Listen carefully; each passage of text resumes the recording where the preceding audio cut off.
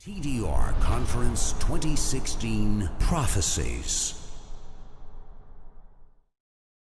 The reality is, my brothers and sisters, I know today there is a huge debate about music. I want to mention again, we spoke about logic a little bit earlier. We know from a religious perspective, the ruling. Let's speak about from a logical perspective. Wallahi, now I have done my own little research with non-Muslims. And I have asked religious non-Muslims, I'm talking of Christians and Jews and Hindus, etc., naming top pop stars from the music industry. Would you allow your children to listen to this person? Never. Would you allow them this? Never. Would you allow them that? Never. Why? It's dirty, it's immoral, it's filthy, it's degrading, and it's unacceptable. Not in my home. But you're a Christian, I know, not allowed. But you're a Jew, not allowed in my home. But you're a Hindu, never, not with my children. Why? Because the industry is dirty, that's what it is. So people argue, no, there is maybe perhaps, I do agree. Perhaps the duf is permissible within certain limits, Perhaps if you are singing an Islamic song with beautiful meanings, perhaps within limits, there is a certain permissibility. But here I'm speaking of the musical instruments and the music industry, whereby people start shaking. I don't even know what.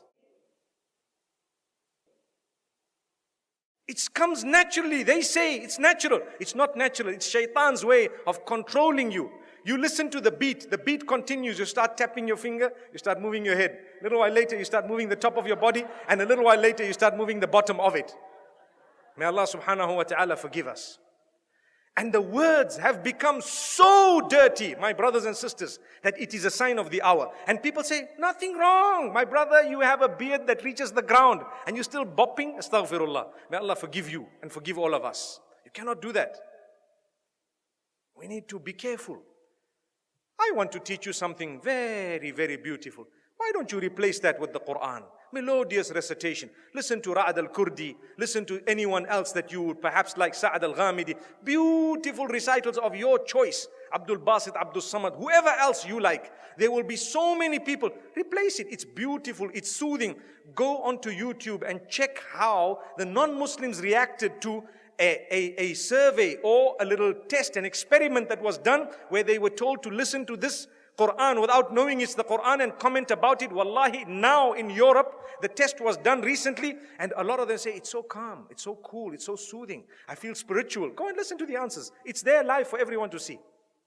And we Muslims who have the Quran, we are not achieving any soothing, no comfort, no nothing from this. How and why? Surely you can replace it. I would rather be resurrected and arrive in the presence of Allah subhanahu wa ta'ala, having known as a person who gave up dirty music for the words of yours, O Allah. I didn't want to listen to all of this. I gave it up. I know there was a debate about halal, haram. I do know the majority of the scholars said it's not permissible. I do know some of them said, okay, within a certain scope it's okay. But remember, those who say within a certain scope it's okay, none of them say that the musical industry of today is permissible. Not even one of them.